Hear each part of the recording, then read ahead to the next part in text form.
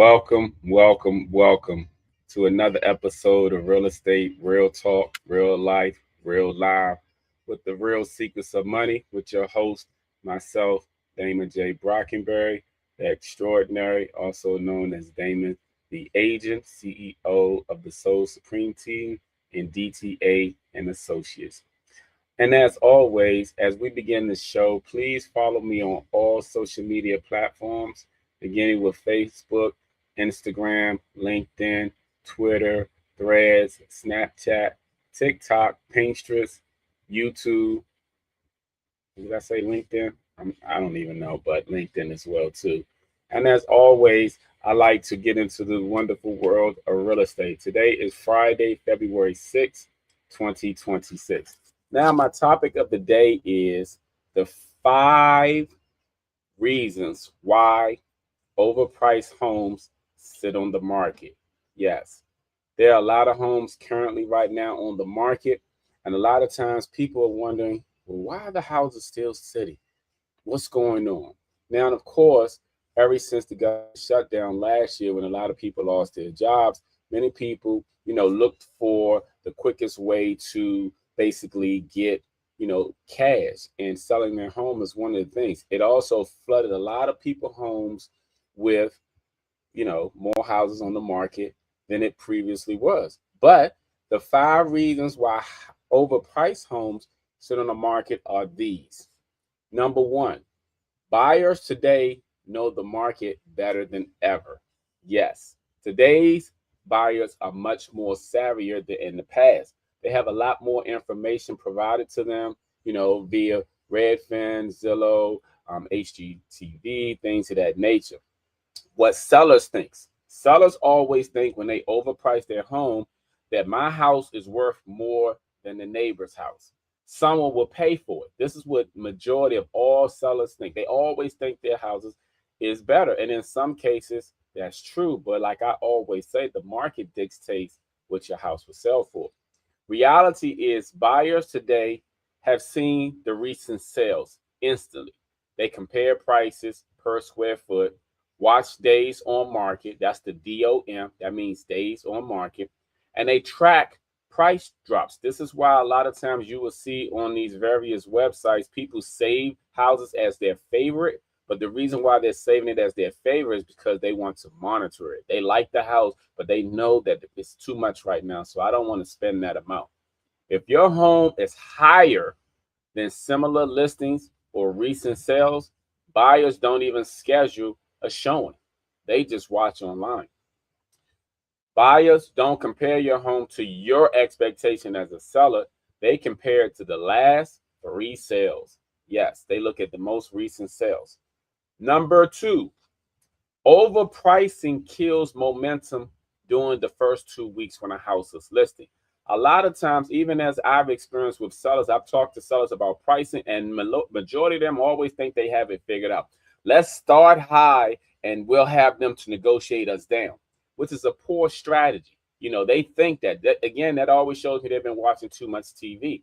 Here's the reality. The first week or two on the market is when serious buyers are available, because sometimes people are just waiting for a house to come on the market. Like I have a client right now that's doing the same thing. Agents bring their best clients. Online algorithms boost visibility, meaning, for example, a lot of times when houses come on the market, they're shot everywhere and they're brand new listings, so they're everywhere. When a home is overpriced, showings are normally lower. This is the reason why we monitor the first 2 weeks.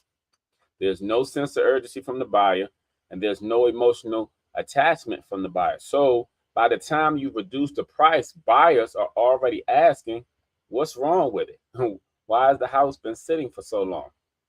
You don't get a second chance to make a first impression in real estate.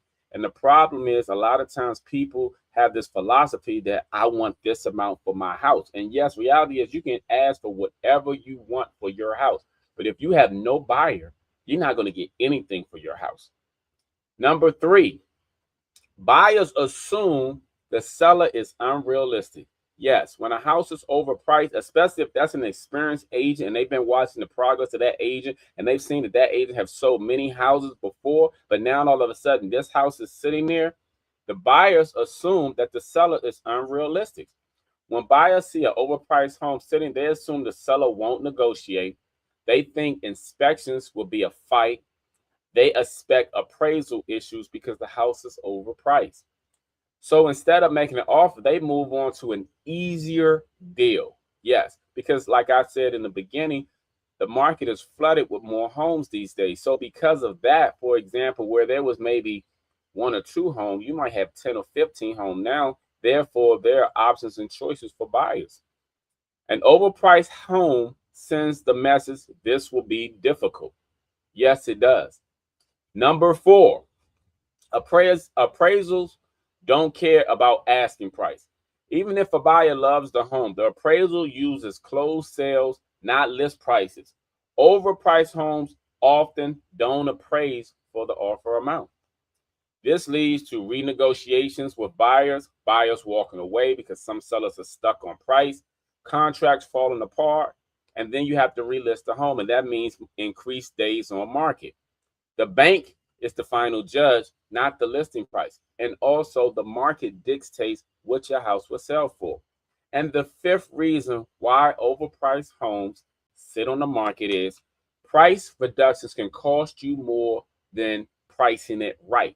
Like I previously mentioned, a lot of times sellers will like to say, let's price the house high and let's have them to negotiate. And then they end up dropping the price 5, 10, 15, 20, 25, 30, sometimes even more when they just should have initially priced it right. Let's start high and reduce later. Poor philosophy. The problem, multiple reductions make the home look stale. Buyers wait for the next drop. You lose leverage when an offer finally does come in. Statistically, homes priced right from day one sell faster, with better terms, with fewer concessions, and it gives the sellers more options. Key line: the market always corrects the price. The question is how painful it gets. And like I said, the market always dictates what a home will sell for, regardless of what a seller may believe. Some sellers believe my house is worth this amount, but you can believe as a seller what you want. But if your house doesn't get a buyer, it's not worth anything if it doesn't sell. And that's just the reality of the market. So I will be back with my Q&A.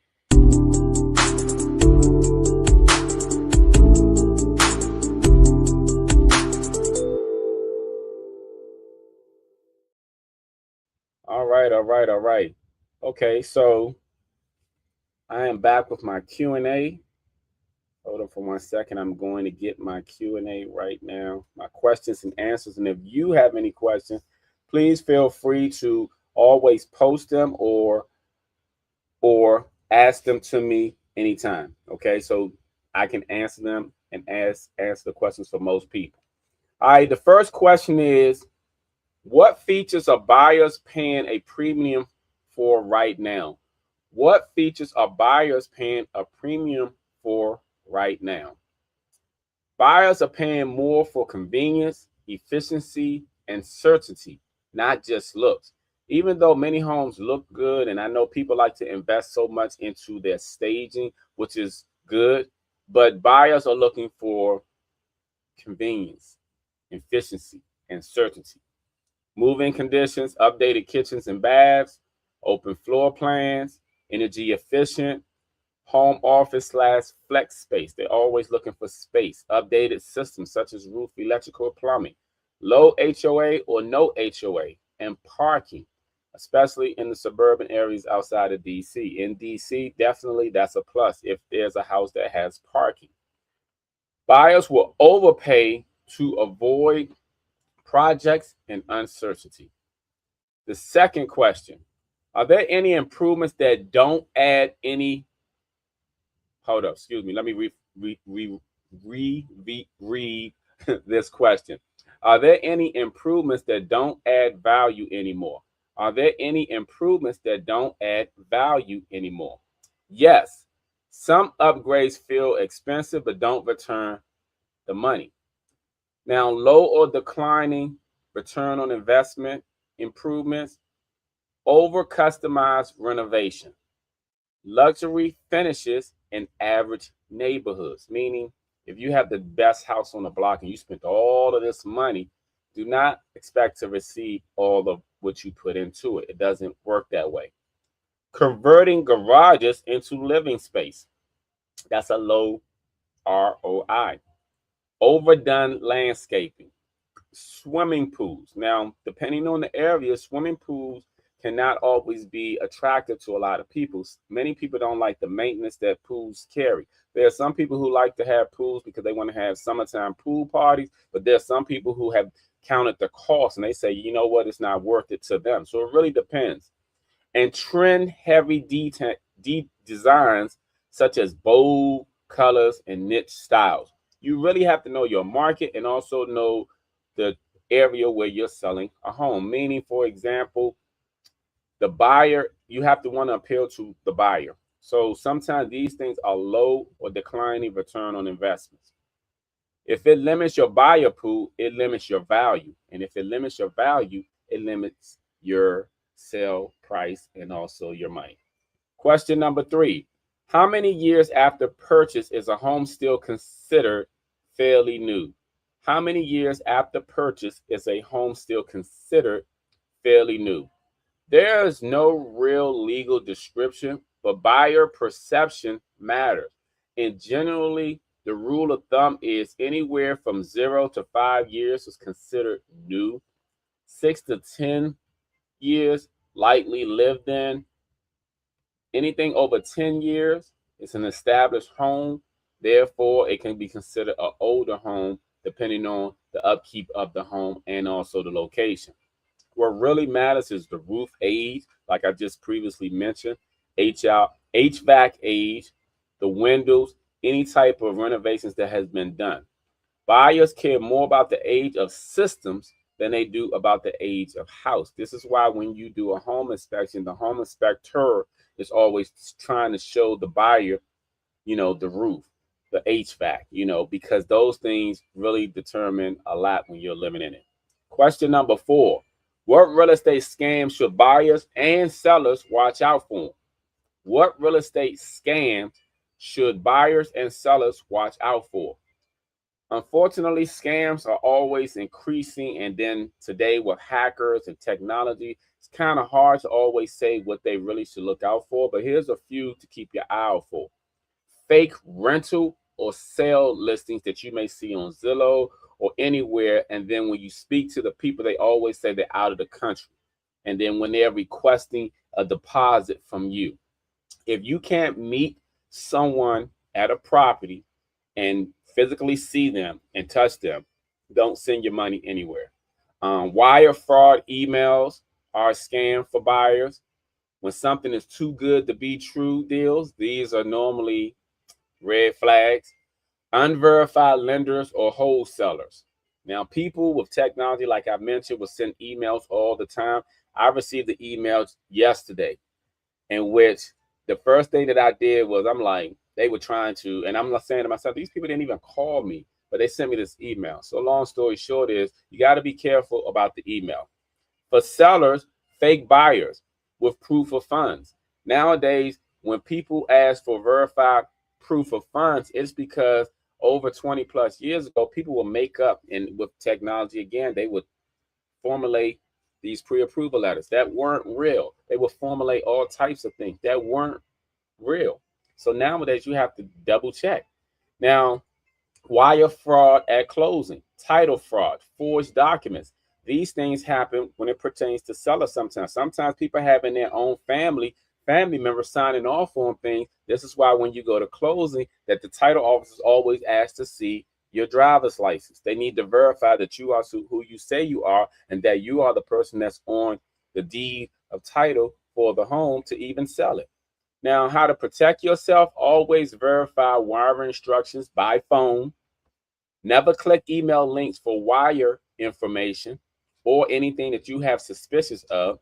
Work with a licensed professional, such as myself, or in your area, a licensed professional that can advise you properly. Use trusted title companies that have been around for a while, and through the verified licensed professional. If it feels rushed, secretive, or all, stop and verify. That is a red flag. That's your gut talking to you. Question number 5. How do I know if the market is stable or unstable? The market isn't good or bad, it's measured. This is why we're always in a shifting market. Buyer's market, seller's market. Depends on inventory. Depends on prices going up, prices going down. Signs of a stable market: consistent sales, predictable days on market, balanced supply and demand, gradual price changes. Signs of an unstable market: rapid price drops, sharp interest rate changes, high cancellation rates, inventory spikes or shortages. Now, these are things for key professionals such as myself to watch that we do watch. We watch the days on market. We watch the months of supply, the list to sell price ratio, interest rate, contract fallout rates. That means when we see things that were pending and then it comes back on the market. Data tells the truth, regardless of what anyone says, whether they're professional anyway. Data tells the truth. Okay? So those are great questions. If you yourself also have any questions, please feel free to always send them to me and we can answer them. All right. I'll be right back.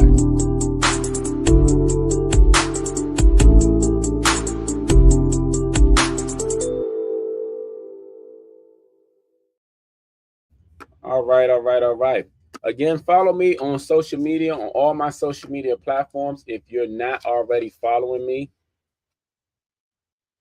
and I want to do the house of the week.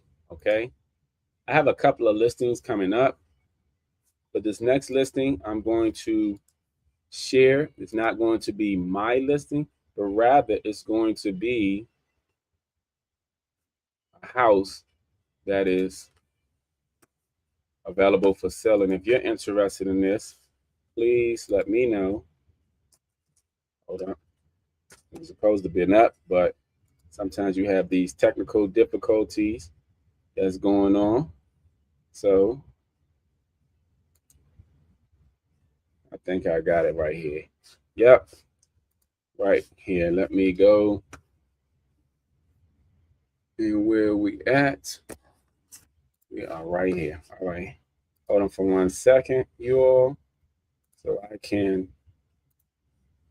share my screen. Okay, here we go. All right, this is the house of the week right here. This house is a lovely, lovely home that's in Prince George's County. It is 6 bedrooms, 5.5 baths. This is priced a little over $800,000. But again, in this market, everything's negotiable. Everything's negotiable.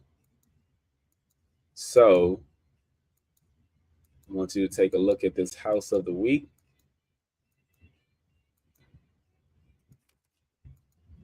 And reach out to me if you have any questions. All right. We are almost.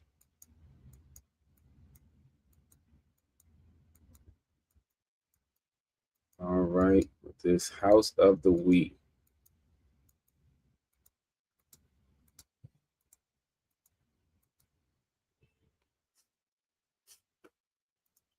All right. That's the house of the week. And I am about to do my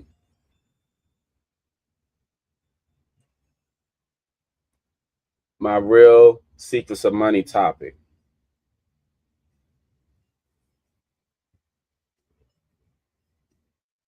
All right, hold on for 1 second.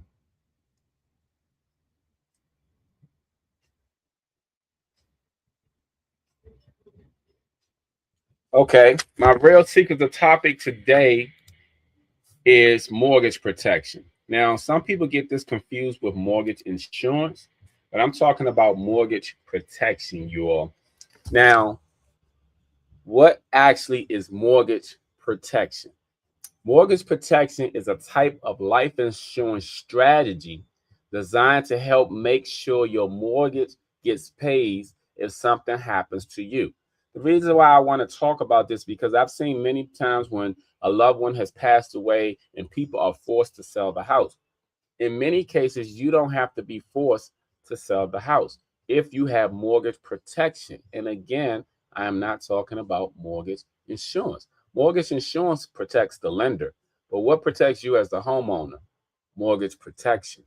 Again, if you're interested more in protecting your family, just in case something happens to someone, especially the breadwinner, please reach out to me so we can go over this strategy so I can help you, to navigate through this process because it is a big deal and a lot of people don't actually know about it, but it is very critical and very crucial. It's actually a game changer. For example, let's say it's a husband and wife. You'll purchase a home last year or this year, 500,000. Unfortunately, something happens to someone wanted it. This actually pays off the home. Yes, mortgage protection. Please reach out to me so we can talk more about it, and I'll be glad to help you. All right, I'm coming back with my VDay. VDay.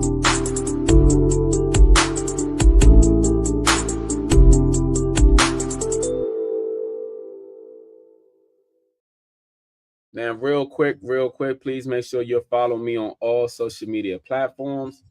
And I am going to talk briefly about Valentine's Day. Valentine's Day is among us. It is actually next Saturday. I know there's a lot of people who don't have a Valentine. Please share and spend time with your immediate family, such as your mother, your children, your father. You know, even though you may not have an immediate lover, you still have people in your family that will be greatly appreciated if you just show them some love, especially on Valentine's Day. You can go buy a card from the dollar store, give it to them with a piece of candy. I'm sure they'll be happy that you thought about them, you know. And I also got a text message from a buddy of mine, and she's in a new relationship right now. So she asked me, what are some gifts that she can get her male partner? So I threw some things out there, and I just wanted to share with you all as, if you're in a relationship and you want to get your male something. And I'm not talking about ladies giving him the same loving, stuff that you women have that you've been giving him all year long. I'm not talking about that. I'm talking about something to actually show him some appreciation. And these are simple things, but for some people, they may not even think about it. Okay. All right. Now, for a man, why not try buying him either some cologne? A nice smelling cologne is good for men. Men love to smell good, especially if you know your man don't always smell good. You can get him something that you would like to smell on him. Something you can do a couples massage, or you can give him a personal back massage. And I'm not talking about the ones you normally give him that leads to intimacy. I'm talking about a nice 30 to 60-minute massage that, professionals do. You can go to Massage Envy, look them up. That'll be nice, something for you all to do. You can cook him his favorite meal. Specifically, I would say steak or ribs. I love ribs. Anybody who know me know ribs are my favorite food. But steak, number two. So if you fix him a nice T-bone steak with onions, baked potato, nice salad, his favorite dessert, give him his favorite drink, get him a back massage, get him cologne, that would be great for him. Or you can also add on getting his car cleaned. And I'm not talking about you doing this. Say, honey, I just want to drive your car to the store. You can pull up at a car wash and you can fill his gas up. I mean, these are simple things because you can give him cash if you want. Most men probably won't accept the cash. It depends on the man, or they probably take it. I don't know. You know your man more than anyone. And last but not least, you can write him a personal, not type, not text. You can write him a personal letter just thanking him for who he is and showing him appreciation in a letter. You can, personalize it, tell him how you feel about him in a letter. If you gave him a letter, spray some perfume on the letter. If you gave him his favorite meal, if you gave him a cologne, if you got him a back massage, couples massage, and you fix him his favorite food, and you take his car to get washed, and you put gas in it, trust me, your man will feel appreciated and loved. We know Valentine's Day is mainly for the woman or the females. We know that. But because she reached out to me and she wanted to get her man something, I didn't know if there were other women who wanted to give their man something. So I just thought that I'd give you some tidbits and some ideas on what you could do to show some type of appreciation. Being the same, giving him the same thing you giving him all year is not a Valentine's gift. I just want to say that people think, oh, I'm going to dress real sexy and give him the same kitty cat you've been giving him for the past 5 years. That ain't a Valentine's gift. He going to get that even if it wasn't Valentine's, period. All you did was throw some, some extra clothes on or whatnot. He going to get that. You should have them clothes anyway, regardless if it's Valentine's Day.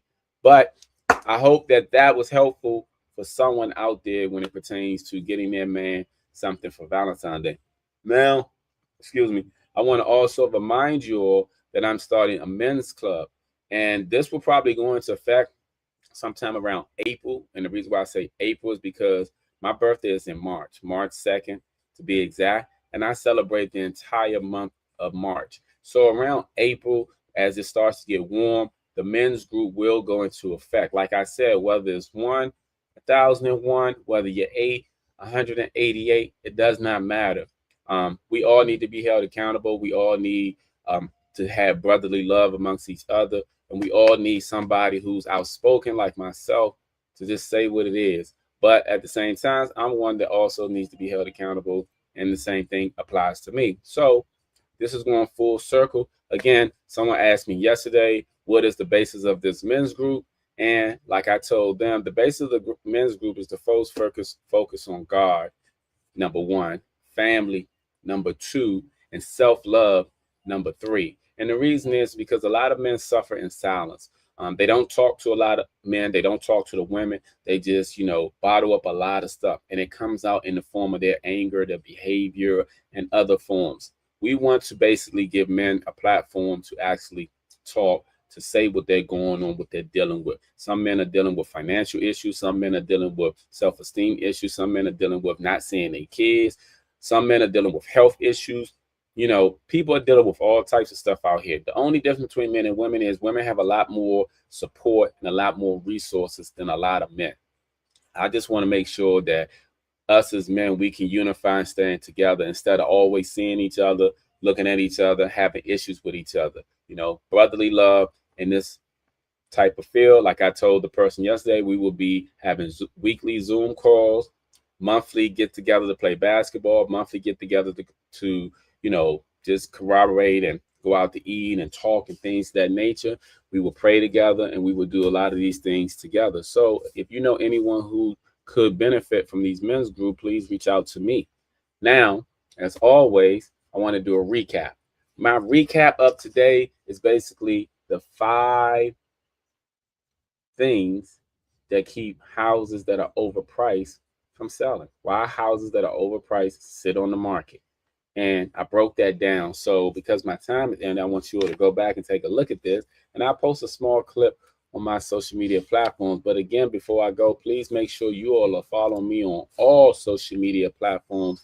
That is Facebook, Instagram, LinkedIn, Twitter, Threads, Snapchat, TikTok, YouTube, LinkedIn, and Pinterest. And as always, I'm going to leave you all with my commercial. We sure could use the money. Time for some upgrades. We're pregnant. Oh my goodness, I need to downsize. We buy houses for cash as is.